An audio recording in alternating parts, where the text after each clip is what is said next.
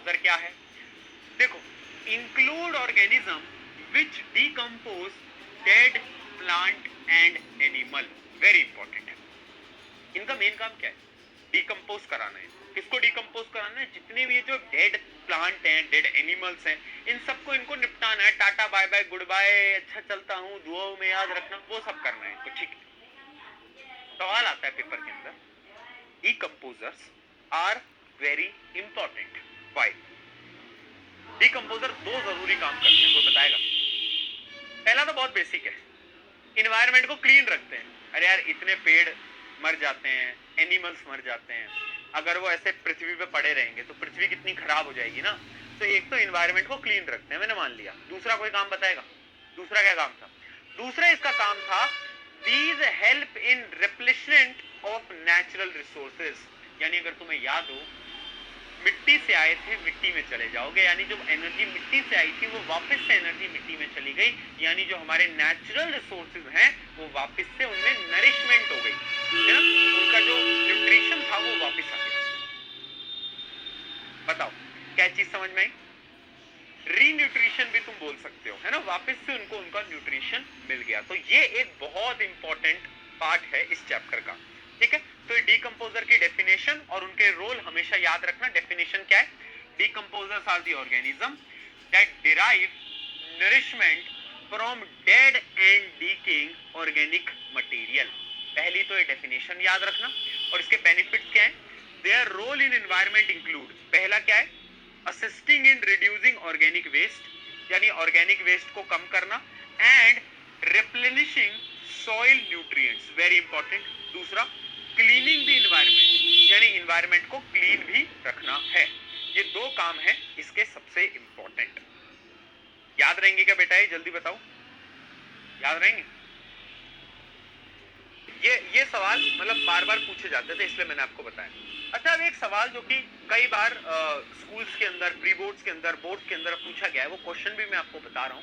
वो क्वेश्चन ये है, वाई, सुनना बेटा, सुनना, why there is need of cleaning but not ponds and lakes. यानी जो एक्वेरियम होते हैं वो भी एक इकोसिस्टम है, और जो पॉन्ड्स, लेक हैं, वो भी एक इकोसिस्टम है। बट यार, हम लेक को तो क्लीन नहीं करते, हम पॉन्ड्स को तो क्लीन नहीं करते, बट फिर भी वो क्लीन रहते हैं। जबकि एक्वेरियम को बार बार क्लीन करना पड़ता है, ऐसा क्यों? क्या लगता है? यार, दोनों इकोसिस्टम है, एक नेचुरल इकोसिस्टम है, एक आर्टिफिशियल इकोसिस्टम है, पर उन दोनों में मेन फर्क क्या है? कोई सोच सकता है मेन फर्क क्या है? बताओ, मेन फर्क क्या है? मेन फर्क क्या है? लार्ज एरिया नहीं, फ्लोइंग वाटर नहीं भैया। लेक, अरे पॉन्ड में पानी रुका हुआ होता है, फ्लो नहीं कर रहा होता, याद रखना इस बात को।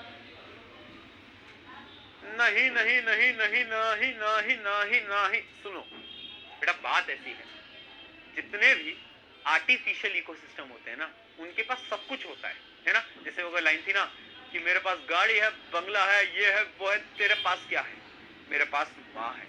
वैसे ही आर्टिफिशियल इकोसिस्टम पूछता है नेचुरल इकोसिस्टम से। आर्टिफिशियल इकोसिस्टम बोलता है मेरे पास रिसोर्सेज है, मेरे पास कंज्यूमर है, प्रोड्यूसर है, सब कुछ है, तेरे पास क्या है?